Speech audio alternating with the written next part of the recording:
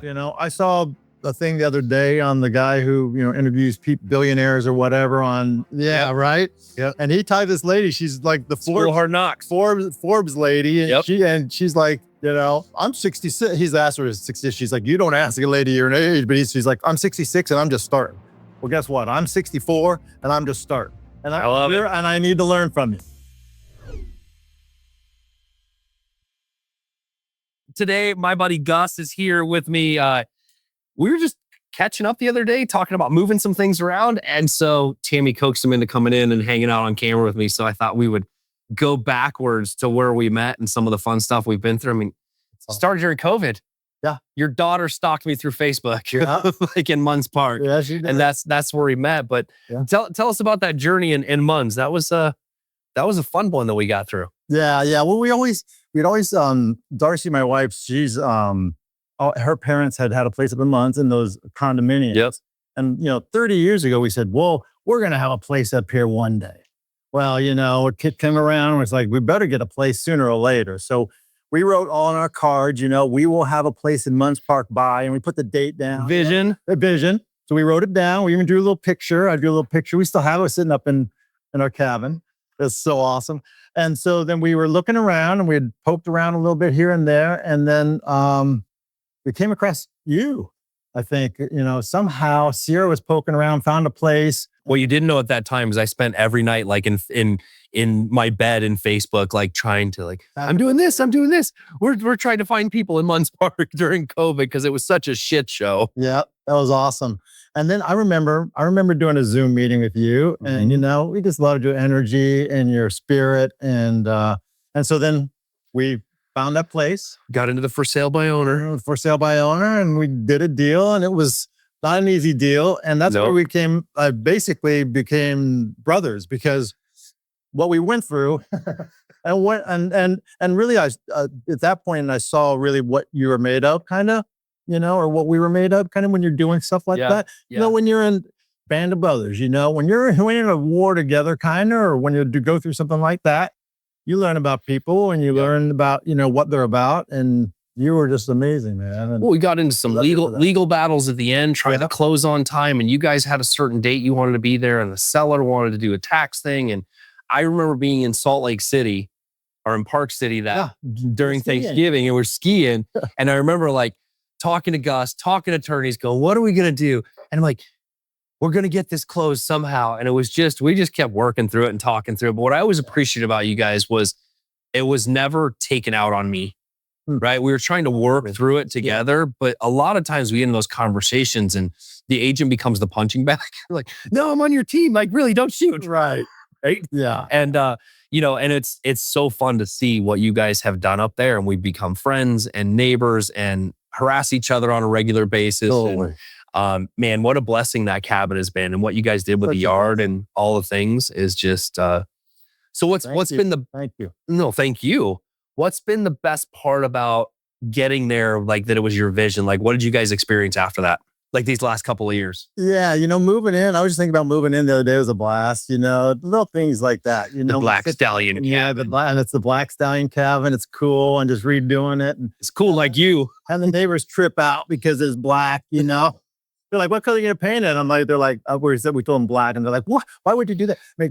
You started a trend. Then we painted ours black. Yeah, it's nice, man. It is. But we, someone tells me what color they're gonna paint their house or whatever, I'm gonna be like, okay, cool. I'm gonna be like, why do you want to do that? And so we were kind of taking in Munns. I think anything goes. So I told the guy, you gonna paint it pink? Cool. That's what I said. I'll paint that thing pink, man. But I don't want to look at it every time I come home. Right.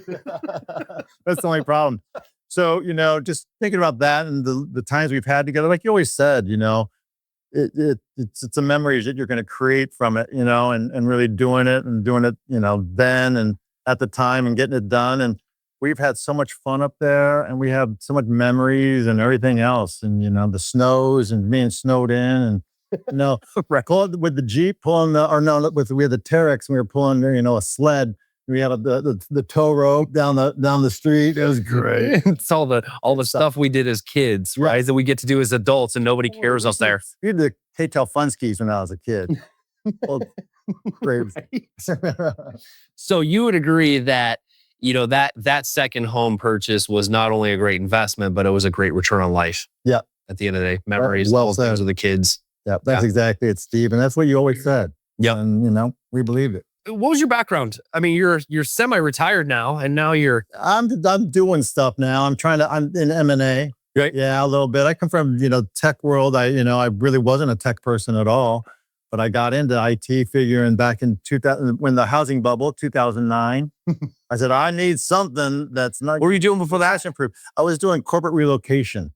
It was a commodity. It was really a commodity world. And I'm like, I don't want commodity. I need, and I think, what I learned from that is every salesperson really has to find out, if you're a salesperson, everyone is kind of in some way, you got to find that product that's going to be maximum return on, what you're putting in and what you believe in. And what you believe in. Yeah. Yeah. What you believe in. And so it's funny. I got into Cisco Systems in 2010. Okay. 6 months it took me to get in there. I leveraged about 6 or 7 or 8 relationships. Yep. One of them, the number one relationship, and this is really a cool one, is that I found this guy who I had been in high school with. Now I'm up there. This was about, at the time, it was about 30 years ago, And I reached out to him. I said, I see you're I need to get into Cisco Systems. Would you help me get in there? He's like, you know what, Gus? Let me just tell you this. You're always nice to me in high school. And so I will help you. And I'm like, that's cool, man. All right, Dave. So he helped me, and he helped me a lot to get in there. Dave Goad. Thank you, Dave. And he, there was other people that I had to leverage and that I made friends with, in the process of, and they would tell me things. And I have that always been like that in my life, is people will tell me things about their life out of the blue. And I'll come home. I met this guy and he's done this and done that and done this. Well, don't repeat any of the things I've told you. No, they're well worth it. I see a lot of similarities in us and the things we've done and been through. You're a little younger than me. Good for you. But no, but in spirit, I'm getting younger, actually. Well, I think that's one of the things that attracted us in the business and the energy is that, and you've said it, right? You went in, you tackled relationships to get into Cisco. Yep. And you went back and you planted seeds with those people, even from being nice to the guy at high school. You ever see Billy Madison? Yeah. So it's like, stay. The one guy at the end, he's like, I didn't shoot you because you were nice to me in high school. That's right. You came back and apologized. Yeah, Buscemi, Steve Buscemi. Yeah. You just, that's where we've always been, right? It's been relational. It's never been transactional in the real estate world for me. It's been, how do we serve and get through it and walk through it rather than it being, transactional. Because how many emails do you get from me on a regular basis with bullshit? From you? Yeah. Hardly any. That's my point, right? Yeah. It's like so many people in my industry rely on the relationship to be, oh, did you get my emails, my text message? It's not the random calls that we have right here and there. And I think that you're very much the same way. It's about keeping in touch and different conversations and where you can support other people. Because I've always seen you in that light as well with me. It's like, where can I support? It's always about that. It's like, how can you help others? It's where can you connect? Right. Yeah, for sure. So one of the things that we want to talk through, which I think is really fascinating, is we're talking about utilizing basically debt equity, right, in your properties and going, hey, how do we move some things around in order to create some investment income and some runway? Because it's M&A?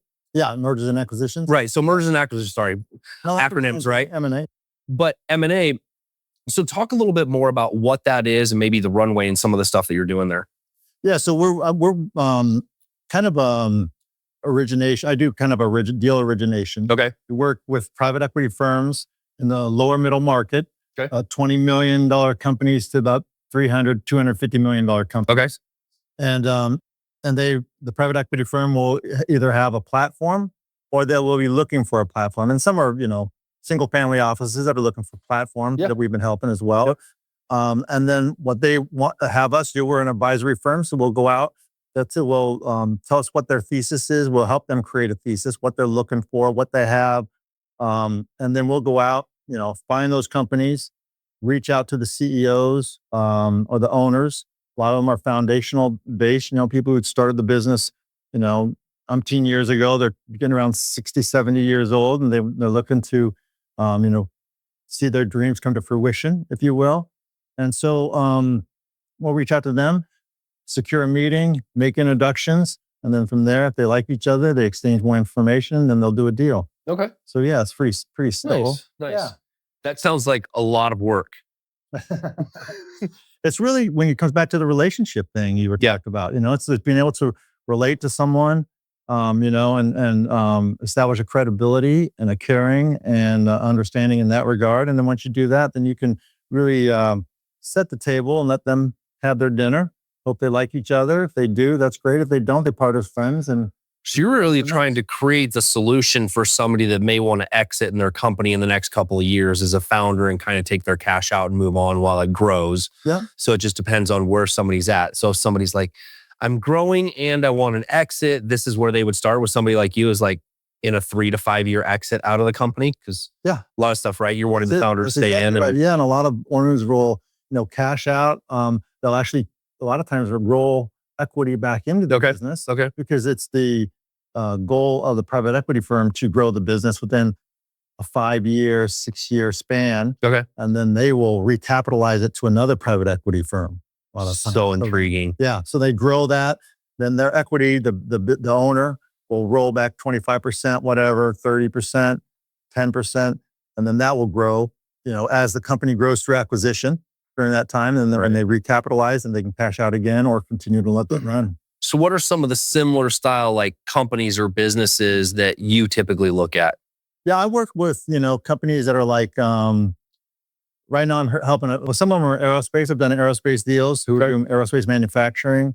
And right now I'm working with a systems integrator that they're big into life sciences. Okay. So yeah, so what they're doing is automating a lot of that stuff is really interesting in that a lot of the world is going to that, is automating manufacturing, things like that within an environment. So I'm working with companies like that primarily. So yeah, because some of those companies, I would imagine they get to a point to where they need the infusion to scale. Yep. With the founder, right? In order to make it go bigger, or else they just kind of get stuck. That's exactly right. And a lot of companies that fit that, can add on to that and grow. I mean, they're looking at, right now they have like about 650 engineers, and they're looking in the next 4 years to get to 2,000 engineers. They're looking to grow them, then they'll recapitalize them. So, jeez. Yeah. That's interesting. It's fascinating. It's cool. So how'd you start into that from going into the technology side? What relationship brought you back to M&A? I actually started in that world before the technology side. I worked for an intermediary out of Kansas City. And he was an older guy, Jerry Baker, such a dynamic guy. He had, had an office his son came out and opened an office out at the Scottsdale Air Park. He had a couple planes. We'd fly up to Vegas and stuff. But we did on that side was more of the sell side instead of the buy side. Now I work with the more of a business brokerage. They're similar. We would work with in consolidating industries. So back in the day, they had these things called oxygen concentrators. They still have them now. For people who, were in their later stages of life and they needed the oxygen concentrator at home. And these companies, Medicare was reimbursing them a high number for that. So what they would do is they would go out and we were buying oxygen concentrator companies, because the company itself, the oxygen concentrator you pay X amount for. Once it's paid off, then you're charging Medicare X amount of dollars every month for that. It was a cash cow. So we bought a bunch of those smaller companies, smaller deals, even like $1 million, $5 million deals, put those together and sell them to a larger entity that took those and capitalized on the Medicare thing. The Medicare thing went away, the reimbursement. So then we got out of that. So that's kind of how I started in the world from the sell side. And we'd go out and reach out to, reach out to you and say, hey, we have some buyers who are moving aggressively in this industry. We'd be open to, taking a look at an offer for the business. We work on and at the time we would work on a non-exclusive contingency basis. There's no cost to you. If you do a deal with, the people that we introduce you to, then we get paid. So, but they also have the right to sell it to somebody else, and you someone else. If right, yep, exactly. And so it's interesting. It'd be like taking a listing in real estate and going, well, I might get paid if I can bring a buyer to this first. Yeah. Right? Yeah. That's exactly what it is. So one of the things I'm hearing in the conversation is that you've evolved and transitioned to several different careers, but through relationships in your life. So were you nervous? Were things bad when it happened? Like when you talk about 09 transitioning, Yeah. like where were you at mentally? Like what pulled you through those times? Because those were not easy times for a lot of us. Yeah, you're right. I think a lot of that really comes down to just always knowing and having faith. I've always had that. My mom gave me that, and it's brings me to tears sometimes. Yeah, to talk about because it's important. The parents teach you things, and you don't realize what they are until later in life, and you see them. And you're like, wow, it's amazing. So, I've always had faith that things will work out. And as a man, you should. Sure, especially men. I mean, we're the foundation of the relationship. We are the mountain and the rock. Right. Things may seem stormy, but the rock is always there, so. Yeah. So I've always known that things have always worked out for me. And so it's just a matter of having those relationships in place. And, when you get older, you learn about why, why did I meet Steve? Why, who knows, but there's something there, and you can sense when you feel someone and have those relationships, that there's something there. And then later on you figure out why. So it's interesting you say that, right? It's like, talking about your mom, same thing with my dad. We've had some of those conversations, right? Yeah. And you always realize things later. And I think sometimes in life, depending on where we're at, right? My personal journey the last couple of years and different things, there's been a lot of realizations of things like that I was taught to do certain things, right? Yeah. But the big thing is realizing the seeds that we're sowing in people's lives now and where those go in a couple of years, right? So even sitting here at this table, right? It starts off like it met through a Facebook group, right? And it weaved into the relationship that we wanted it to be, and it became friends and it became a relationship versus so many people. It's like, we want to sell somebody so fast. We talk about the sales thing, right? We want to sell somebody so fast because there's an income derivative. Yeah. And then once the sale is over, we try to go back and build a relationship so that we can hope to do more business with those people. Yeah. But it's never truly, like, I don't want to say never truly, but I think some people miss the point of how to build a genuine relationship after the process. Yeah. Rather than something that is just kind of like, I'm hoping to get more business out of you. Right.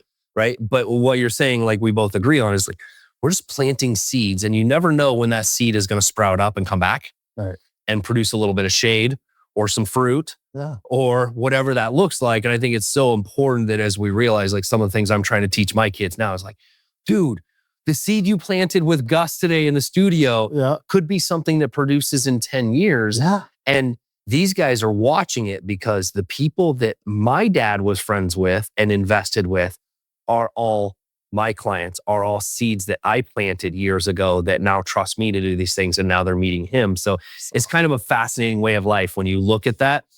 But sometimes people it's hard for them to accept that that's part of the purpose and the plan. Yeah.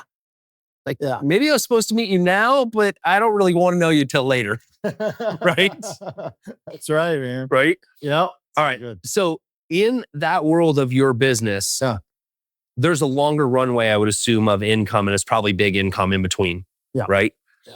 So when we're talking about, I have a lot of these conversations with my clients where it's like, hey, I have all this equity.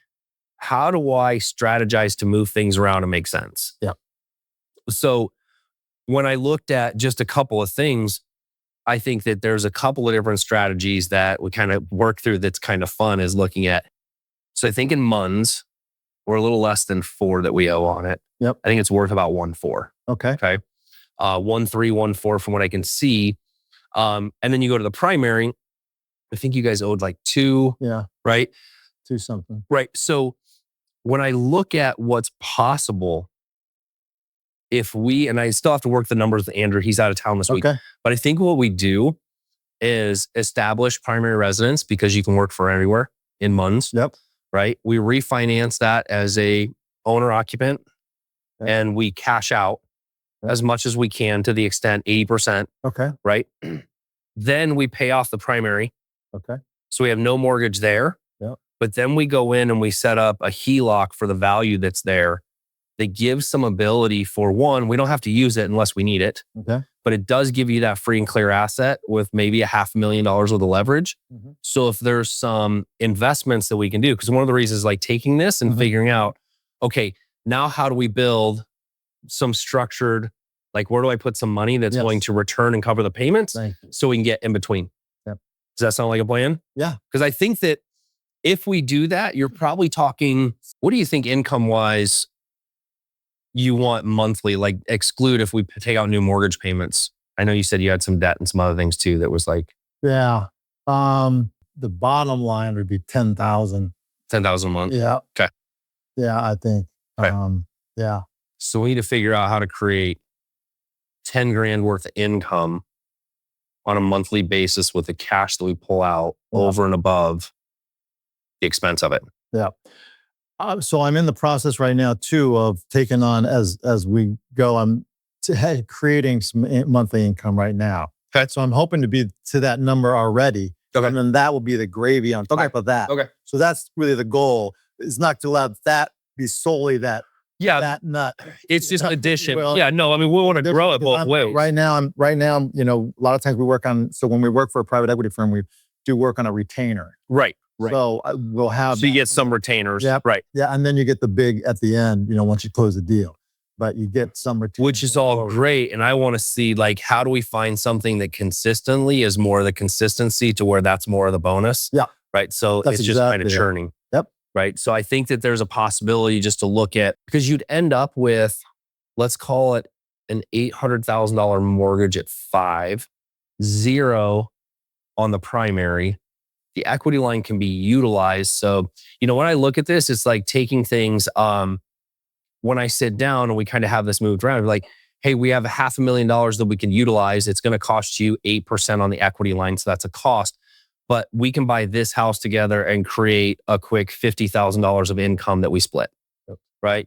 Money, split it, right? It comes back in 60 days. And then you're like, cool, that's 2.5 months, right? They don't always work out that way, but if we know that's part of it, when something comes up, it's calling Gus, hey, we have this thing. We can partner on this. Awesome. Be done with it, put it back. It's going to cost you a little money. And we just keep moving that in order to try to create. So you said 10 grand a month. So my goal is to take the 8, right? And then move that so that we end up with basically 600 cash. And then you've got another $500,000 line. And then how do we create basically a 10% return annually on that and cover the expenses? Yep. Sound about right? Yep. In all that confusion? It takes me a while to learn it. I like that when I typically meet someone, I tell them right to their face, I'm going to have to hear your name 8 times before I remember it. Now, it could be shorter than 8 times, but just so you know, I may ask you that a couple more times. So things like this, it takes me a little while, but I figure I'm just starting. Yeah. I saw a thing the other day on the guy who, interviews billionaires or whatever on. Yeah. Right. Yeah. And he tied this lady. She's like the School Hard Knocks. Forbes lady. And Yep. she's like, I'm 66. He's asked her 60. She's like, you don't ask a lady your age, but she's like, I'm 66 and I'm just starting. Well, guess what? I'm 64 and I'm just starting. And I love it. And I need to learn from you. And so this is a part that, my dad, one of the things you could have about your dad, my dad was a doctor. He was a radiologist and he never taught me finance.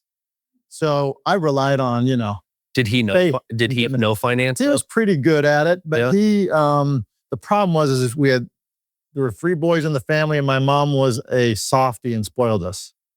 Okay.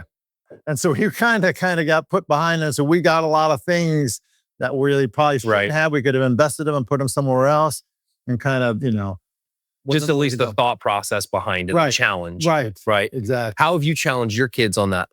I really haven't so much, I'm just kind of having them learn a little bit. Mostly my wife, Darcy, is the one who's the more pragmatic one, if that's okay. Right word, the reasonable one. Reasonable one. I'm like, yeah, get it, whatever, my dad would say half a dozen. Everyone needs 2 of everything. You want these shoes? Half a dozen, go get them. Right there, all right, be crazy.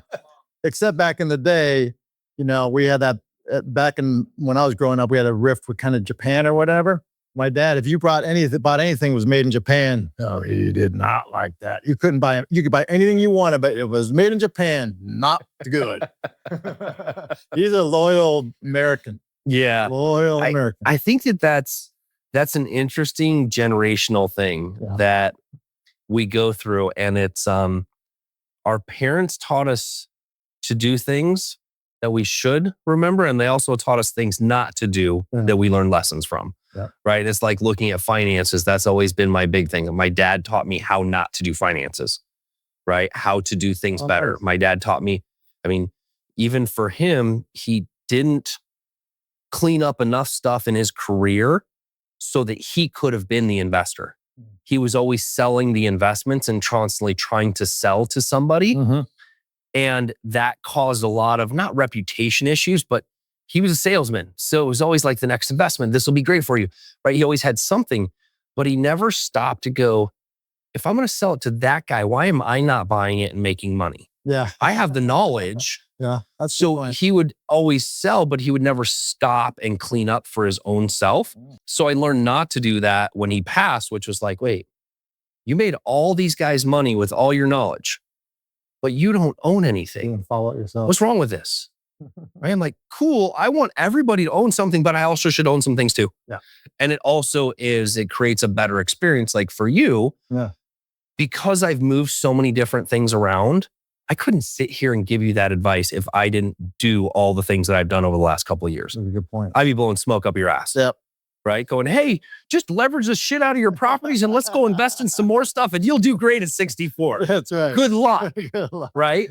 And I'm like, okay, we got to do this slow and we got to make sure that things work for everybody so nobody gets over leveraged and nobody dies. Yeah. Right? And those are some of the things that I think are so different that I've learned in these, God, I've had my license since 99. Wow. So all the different markets, the interest rates, the ups, the downs, it's learning that, the investment principles are true all the way through, no matter what market.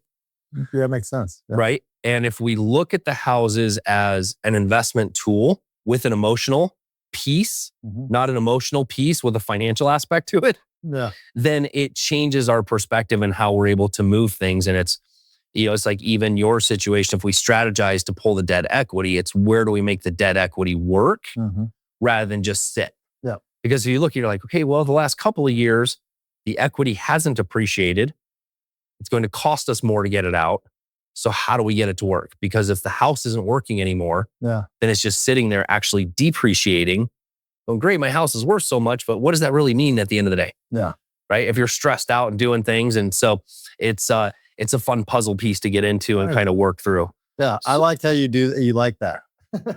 So it's something that I haven't done and tackled, and that's something I want to learn. So here's the other thing. You ready for the big idea? Yeah. You know what I think you should do at 64 years old? What? You should get your real estate license. Okay. Yeah. You know why? I agree. Because I think that I think that you would love and be fascinated to learn it. Yep. 2, I think you're a great relational person. So if you think about the amount of people you know and you had a real estate license, and we're going to talk about like, hey, we want to create some other sources of income without having to take more shit on. Yeah. If I said, Gus, like, I want you to get a real estate license.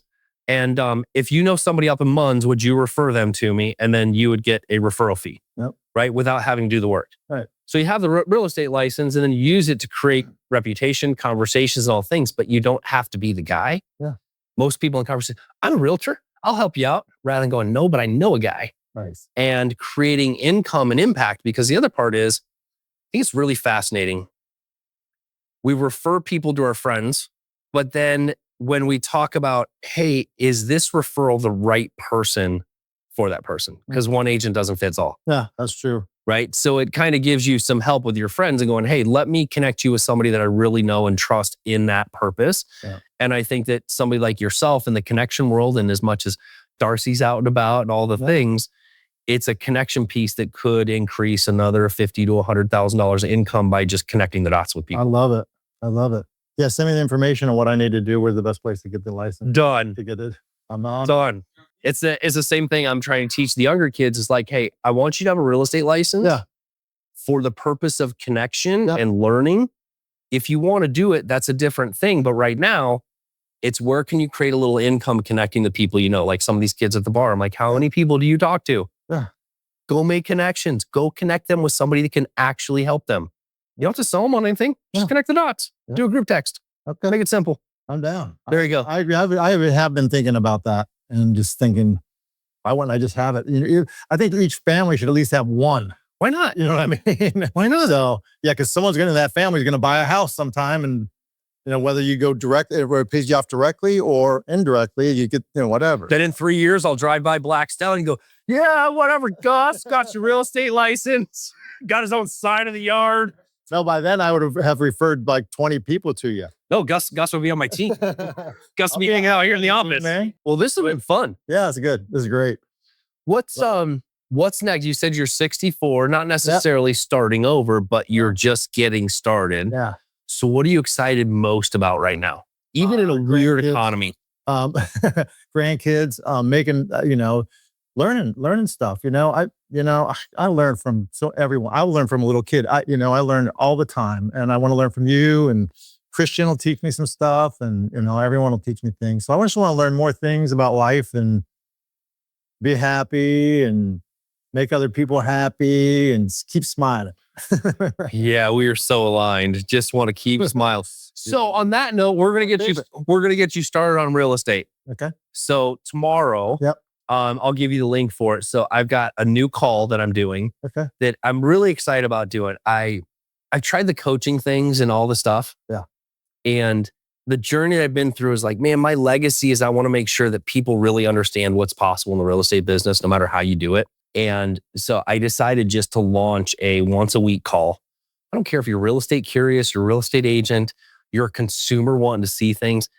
It's $50 a month. It's one call a week where I'm just going to break down some of the strategies that I've done and open up my world to go, these are all the crazy shit that I've done in the last 27 years of my business. And here's the crazy shit we're still doing. Yeah. And just break things down to show people what's truly possible if they just understand how to connect the dots, what's possible in real estate.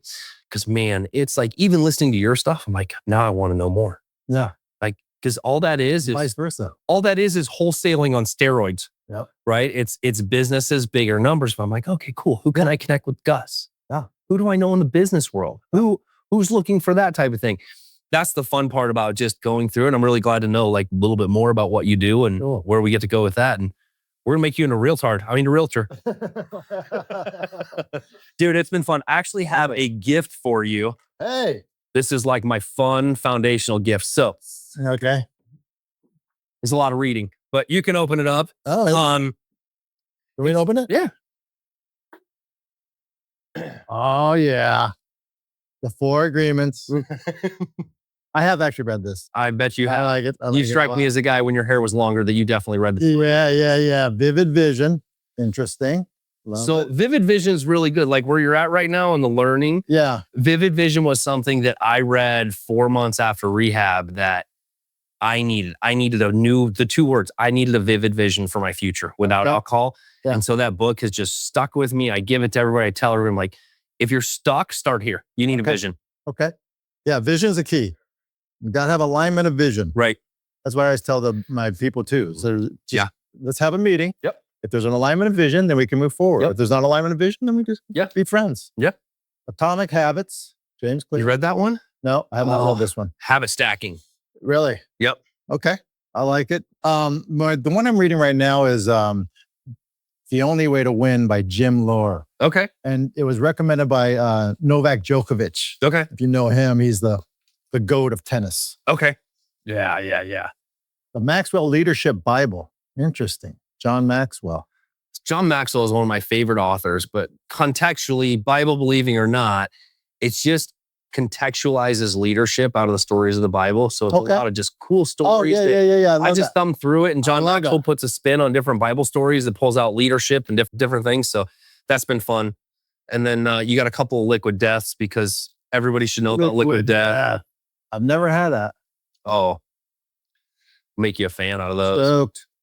Gumby. Everybody loves Gumby. Gumby's just a reminder to be flexible as you start to change. Okay. Yep. Flexibility is a key. Yep. My philosophy in life actually is very Taoist. because one of my heroes was Bruce Lee. If you know Okay. Bruce Lee, Yeah. Be water, my friend, because you can pour water into a cup, it becomes a cup. Water can crash, it can flow, it always finds a way. It always finds a way. It's kind of like sales. If you think yourself as selling like water, you always find a way. If you put it into a container here, it can evaporate even and come back. Sometimes it can corrode the metal if it's that, and it'll get through, but it always is persistent. There's always water, and it always continues to. Fascinating. So it's very flexible, very Fascinating. flexible. Yeah. And then you got to have this, man. Gotta have it, man. You got to have it because you got to be able to say it. Yep. Much as you want to say it. Don't be afraid to say it. It's just meant to be. And then Some mala beads. Oh yeah, I love mala beads. Let me see that. How do you open it? This is so cool. I'm so stoked. Yeah. Thanks, man. I know, right? Oh. You get the gift of whatever guess is in there. I love them. Thank you. You ever heard the story behind the mala beads? No. So what I was taught about the mala beads is it's 108 beads, and it starts with a tassel. Uh-huh. And it was something that I learned in rehab. That's 108 I am affirmations. Oh. So you spin it around in your left hand between your finger and your thumb. Yeah. Your left hand is for receiving. Okay. And you spin it around 108 times. So when you get to the tassel, you've confirmed with yourself, I am blessed. I am a great father. Right. And so it was something that I've habitually done since rehab, which is you walk around in the grass, your bare feet, and my mala beads are always on my wrist so that I have a reason to either be grateful or create the I am confirmation. What a great gift, man. Thank you. No, thank you so much. Thank I you. love it. I love it. I can't Don't wait. drink too much of that liquid death, put you over the edge. No. I'll turn it into liquid life. There you go. That's what it is. There you go.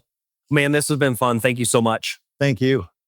All right. Great time. We got money to earn, impact to have, and some fun to have in Some pickleball. learning. Yeah. Pickleball this summer. Pickleball this summer. Rush it. That was an amazing episode with Gus. So a couple things I want to remind you of is one, if you're looking for a real estate curious real estate agent, dive into course correction. We're here every Wednesday just sharing my heart, opening you up to my world and how we do it with people like Gus. And two, if you're looking for a real estate strategy, you're unsure of where you're going, dive into the rig. Let's create a strategy for you and let's keep you moving in the direction you want to go.